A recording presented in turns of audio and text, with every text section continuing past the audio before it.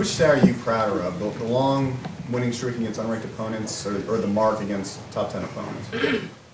I mean, I'm proud of both of those streaks. Again, I've heard me say many times, local guys, that, you know, my goal is to just consistently be relevant, consistently be in the mix, you know, consistently be a top 15 type program. That's just really my goal. And I've said that for a long time. I mean, all the way back to, you know, when I got the job in 9, and I remember in 11, we won 10 games. It's like, I'm like, that's great. Well, let's go do it 3, 4, 5, 6 times, and then we can be a relevant program. We can be one of those teams that maybe people will believe in. But it doesn't do us any good to sit around and worry about that stuff. We just got to put our head down and go to work. And now, you know, years later, you know, we're at that point where I think we've become very consistent. I mean, we need to be a great team at home. Well, we're 41-6 at home. That's very consistent. We need to win. When I got the job, it was like, well, we win these games, but we can't beat a good team. Well, we're 6-3 against the best of the best in those matchups. That's pretty good. We're not won them all, but you know, we can't win on Thursday nights. You know, well, we're 5-1 on Thursday nights now. You go on and on. Well, we can't. We do beat a top 10 team, but then you lose to an unranked team. You know, well, how many have we won in a row? I have no idea. 30-something, 30 unranked teams in a row. That's consistency, and all that's great. I mean, but you have to have that in order to eventually, maybe people quit asking you those questions. But you know, I'm proud of all of that. But what I'm proud of most is 114 graduates out of 120 seniors. That's what I'm most proud of. That's the stat that matters the most to me. And soon to be 115 when David Beasley graduates in December. So I'm proud of the men that we've produced in the program. And all that stuff is great. And it takes that type of consistency, you know, to build a program, to have a culture that can sustain you. And, you know, this game right here isn't going to win the national championship for us. Our next goal is to win the division. This game doesn't get us any closer to winning the division. This game's the biggest game of the year simply because it is one step closer to being the best. And that's what we're ultimately trying to do around here. It's hard to do. I mean, the last 40 years, Notre Dame's won 1 national championship. We've won 1. It's hard to do. You know, Georgia's won 1. We've won 1. Everybody's chasing that ultimate, you know, now it's 15-0. It gets harder and harder every year. But, you know, and that's great, but that's why that's not on the board. You know, our goals are set up to allow us to compete to be the best. The things that we do control. There's things out there we don't control. You know, we might go 13-0, and that dang college football board don't put us in there in the playoff. We don't control that. We don't. I'm just saying. So that's why that's not on the board. But the consistency, you know, those are things that I think are a byproduct of really staying focused on what we can control. Game day here, this sort of game, this sort of atmosphere, what does that do for you on the recruiting trail? It don't do nothing if you don't win. It's just that simple. Last time they were here, we got waxed, and you know, I mean, I think at the end of the day, I don't really know how much that stuff helps. I think just at the end of the day, winning and being, you know, graduating your players, having discipline in your program, you know, hiring good coaches, you know, doing the right things. But you got to win consistently in order to really recruit consistently. That's just the way it is. I mean, it doesn't hurt. I mean, that's for sure.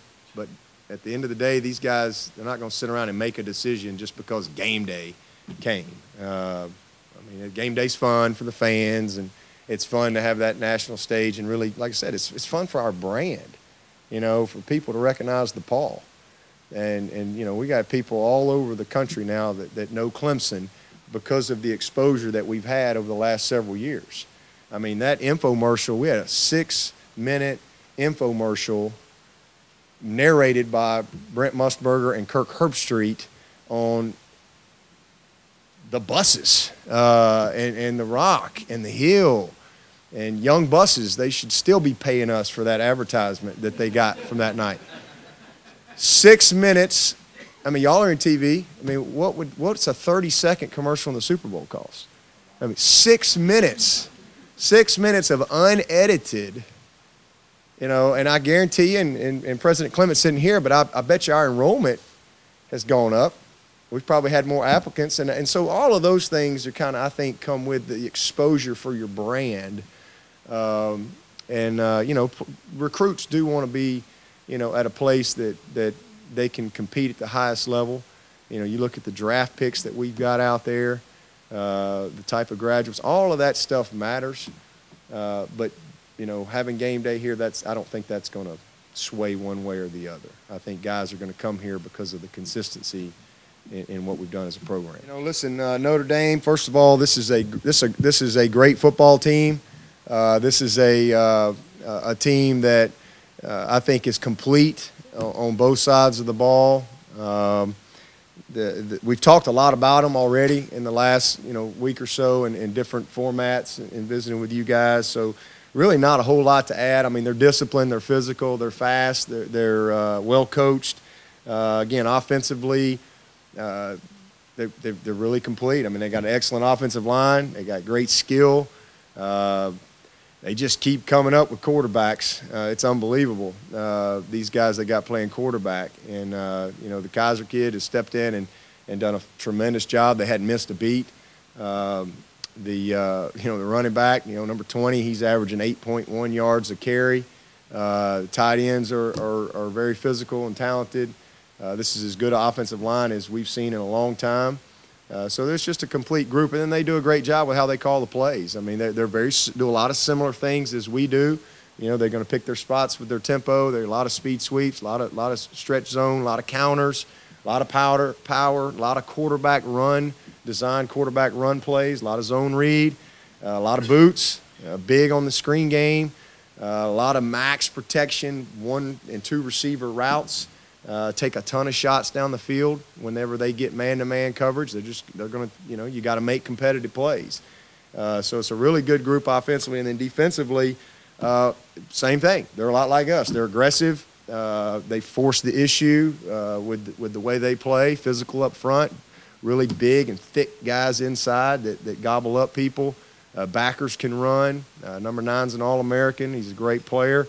They're athletic and fast in the secondary, a bunch of juniors and seniors in the secondary. So, again, very similar when you just kind of look at them as to how we play and how we try to play. So this is one of those games that really comes down to, the competitive matchups. I mean, your offensive line versus their defensive line, our receivers versus their DBs versus our receivers. I mean, it's just – who wins the plays consistently.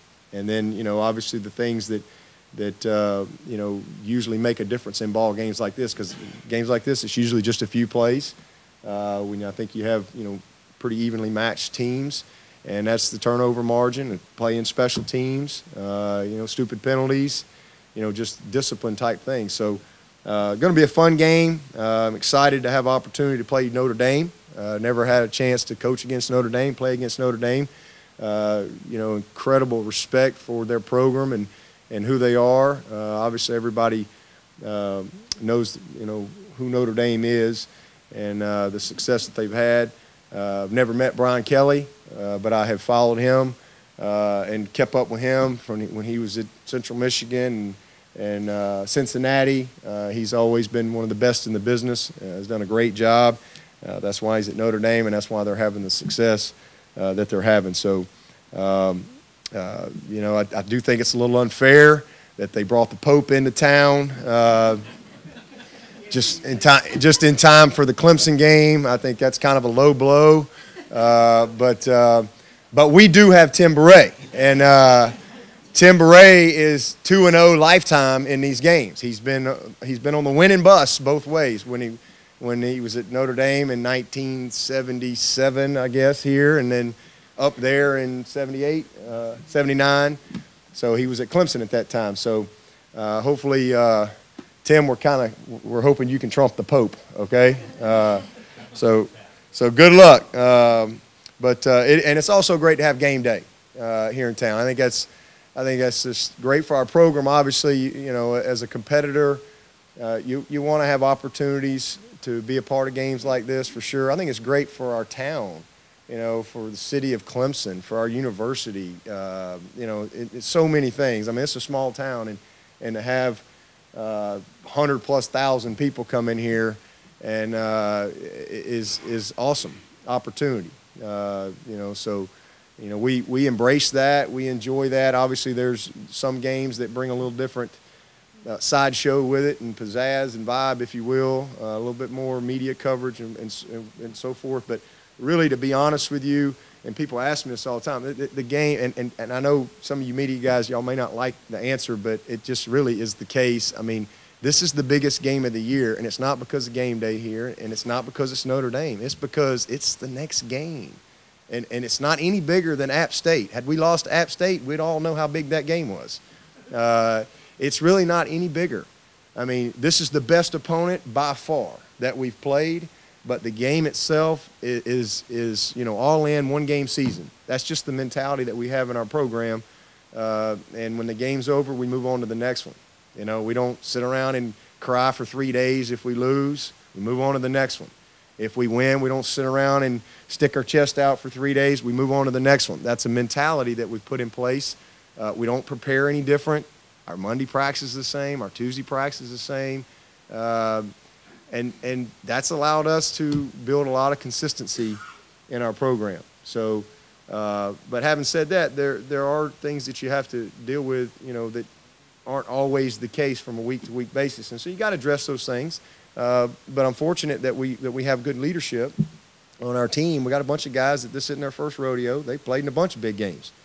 I think this is my 10th top 10 game since I've been the head coach, and we're 6-3 in those games. So we hadn't won them all, but we've won our fair share of them. And you know, to win games like this, you got to play well. Just that simple. It's not rocket science. You got to give you guys a chance to play. And you got to prepare and, you know, do the same things that you do each and every week. But I think our guys will do a good job of managing that, you know, kind of understanding that outside stuff, people wanting tickets and all that extra stuff that comes with this game is really a distraction. And so you have to kind of put that stuff to bed and stay focused on what it takes to play well, because ultimately that's what's going to determine the game is who plays well and who doesn't. But should be a fun game. Looking forward to it.